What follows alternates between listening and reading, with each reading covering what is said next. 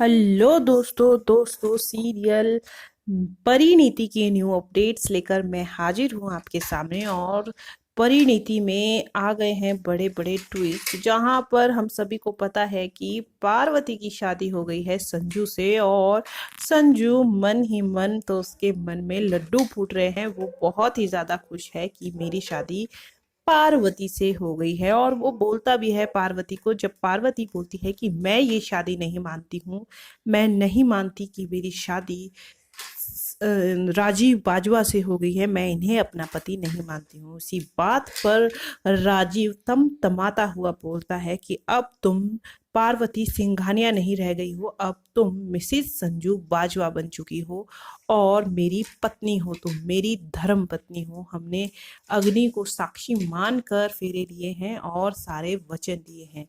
तुम इस तरीके से इस शादी को नकार नहीं सकती। ये शादी जिन भी हालातों में हुई है, लेकिन शादी तो हुई है, ये हम सभी को पता है।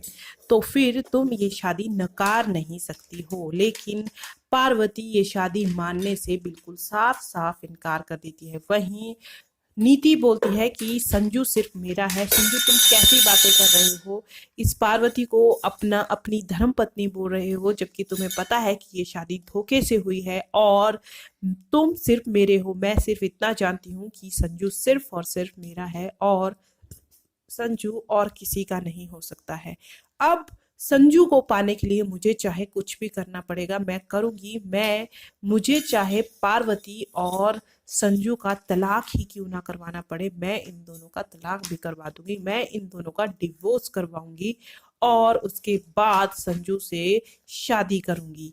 ये सब नीति संजू और बाकी सबको बोलती है। लेकिन ये सारी बातें सुनकर जो हमारी गुरविंदर है वो हैरान रह जाती है और नीति को देखती रह जाती है। वहीं पर जब संजू घूंघट में पार्वती को देखता है तो वो हैरान रह जाता है और पार्वती के पीछे ही गुरविंदर खड़ी होती है, यानी कि संजू की माँ। और उसे याद आता है जहां पर संजू को गुरविंदर बोल रही होती है कि मैं ये तुम्हारी शादी नीति से नहीं होने देना चाहती हूँ, मैं चाहती हूँ कि तुम्हारी शादी पार्वती से हो। लेकिन संजू बोलता है कि अगर पार्वती कुछ करे तभी कुछ हो सकता है, मैं अब कुछ नहीं कर सकता हूँ। लेकिन कोई और नहीं, संजू की माँ ही उसके लिए ये सब कर देती है। और वो अपनी माँ को देखकर हंसता है और उसकी माँ बोलती है कि तुम देरी मत करो, अगर तुमने देरी की तो गड़बड़ भी हो सकती है, ये शादी होने दो और ये शादी कर लो। ये सब कुछ संजू को याद आ रहा होता है और वो अपनी माँ को देखकर हंसता है और खुश हो जाता है कि उसकी माँ ने उसकी शादी उसकी मन पसंदीदा लड़की से करवा दी।